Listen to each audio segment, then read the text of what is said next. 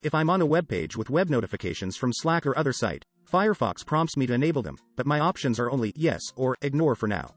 The issue is that if I choose ignore, I get asked again every time there's a notification, which is extremely bothersome. In this video I will show you how to disable this feature. Solution 1.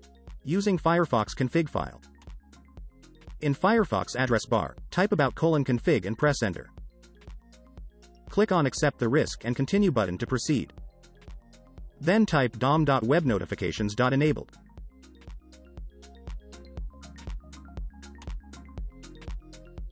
Then switch the true value to false. Also in the same search field type dom.push.enabled and switch its value from true to false.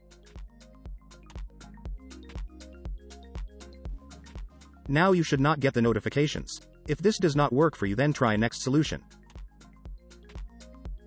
Click on 3 bars at top left corner. Then click on Settings. Next on the left, click on Privacy and Security. Scroll down and click on Settings next to Notifications.